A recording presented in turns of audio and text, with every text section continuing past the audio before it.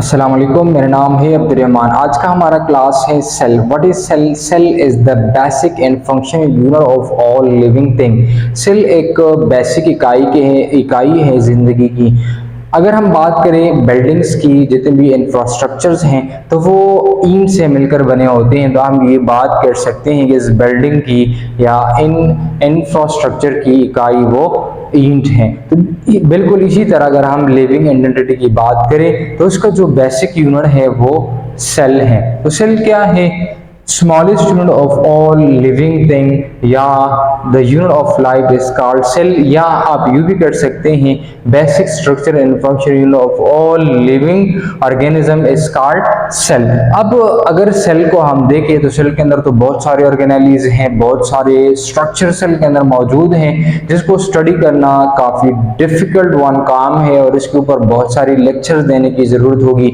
लेकिन हम simply cell को डिस्कस करेंगे क्योंकि आगे जाकर हमने टिश्यू के बारे में बात करना है। तो अगर हम देखें तो सेल के अंदर तीन चीजें जो है वो कॉमन है। एक, उसके अंदर सेल मेम्ब्रेन होगा, ठीक है। सेल मेम्ब्रेन हर तरह के सेल के अंदर मौजूद होगा, चाहे वो यूकैरियोटिक सेल है, चाहे वो प्रोकैरियोटिक सेल है, चाहे वो कॉम्प्लेक्स सेल है, चाहे वो सिंपल सेल है, लेकिन हर सेल के अंदर आपको सेल मेम्ब्रेन नजर आएगा। दूसरी जो बात है साइटोप्लाज्म। साइटोप्लाज्म एक जेली लाइक सब्सटेंस है और ये साइटोप्लाज्म हर सेल के अंदर ही मौजूद होता है। और तीसरा डीएनए। डीएनए भी हर सेल के अंदर ही मौजूद होता है। तो ये तीन जो स्ट्रक्चर्स हैं ये आपको हर सेल के अंदर आपको मिलेंगे। जिस फील्ड के अंदर हम सेल के हवाले से इल्म हासिल करते हैं तो इसको सेल बायोलॉजी कहा जाता है, इसको साइटोलॉजी भी कहा जाता है। अब सेल के दो अक़साम है, एक को प्रोकैरियोटिक सेल कहा जाता है और दूसरे को यूकैरियोटिक सेल कहा जाता है।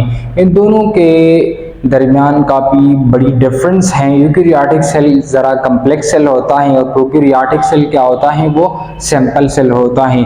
प्रोकैरियोटिक सेल यूनिसेलुलर होता है, यानी उसके बॉडी जितने भी ऑर्गेनिजम्स जो हैं वो प्रोकैरियोटिक हैं, तो उसका सारा वजूद एक ही सेल से वो मिलकर बना होता है और वही एक सेल जिंदगी के तमाम फंक्शंस को परफॉर्म करते हैं। यानी it's having only one cell, और ये सिंपल सेल है क्योंकि एक सेल से मिलकर बना है तो उसको स्टडी करना भी आसान है, उसके ऊपर रिसर्च करना भी आसान है, उसके ऊपर एक्सपेरिमेंट करना भी आसान है क्योंकि ये एक सिंपल सेल है। इसके साथ ये lack nucleus and membrane bound organelle, उसके अंदर न्यूक्लियस मौजूद नहीं होता, यानी उसके अंदर कोई न्यूक्लियस नहीं होता। न्यूक्लियस क्या है?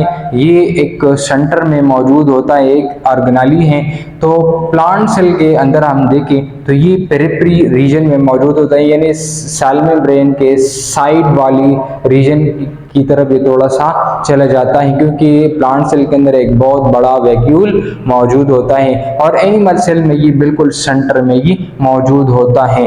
तो उसके अंदर कोई इस तरह की चीज़ें नहीं है। तो अब अगर न्यूक्लियस नहीं है तो ये इसके अंदर फिर जेनेटिक मटेरियल जो है वो नॉट एनक्लोज इन न्यूक्लियस, यानी न्यूक्लियस में नहीं होता। जैसे बैक्टीरिया है तो बैक्टीरिया के अंदर अगर हम बात करें डीएनए के तो वो न्यूक्लियाइड में ही मौजूद होता है, यानी जहाँ पर बिल्कुल सेंटर ऑफ सेल में, बैक्टीरिया के सेल के सेंटर में ये डीएनए मौजूद होता है और इस लोकेशन को न्यूक्लियाइड कहा जाता है। दूसरे जो यूकैरियोटिक सेल है इट इज़ मल्टीसेलुलर। मल्टीसेलुलर का मतलब ये है कि उसका जो सेल है, उसका जो बॉडी है वो एक से ज़्यादा सेल से मिलकर बने हैं, यानी उससे जो ऑर्गेनिजम्स होंगे जो मल्टीसेलुलर होते हैं तो वो एक से ज़्यादा सेल से मिलकर बने होते हैं। और ये एडवांस एंड कम्प्लेक्स सेल्स हैं, ये बहुत एडवांस एंड कम्प्लेक्स सेल्स हैं क्योंकि उसके अंदर मेम्ब्रेन बाउंड ऑर्गेनेली भी हैं, न्यूक्लियस भी हैं, लॉट ऑफ थिंग्स हैं। ये एक दूसरे के साथ किस तरह कनेक्शन बनाते हैं, किस तरह एक जमगट्टा बनता है, फिर उसको स्टडी करना भी एक डिफिकल्ट वन जॉब है। जेनेटिक मटेरियल जो है वो यहाँ पर न्यूक्लियस के अंदर ये मौजूद होता है और ये मैंने आपको बताया था कि हर तरह के सेल हैं, चाहे वो प्रोकैरियोटिक सेल है और यूकैरियोटिक सेल है, उसके अंदर तीन चीज़ें कॉमन है। एक डीएनए कॉमन है, दूसरा साइटोप्लाज्म कॉमन है और तीसरा जो है वो सेल मेम्ब्रेन कॉमन है।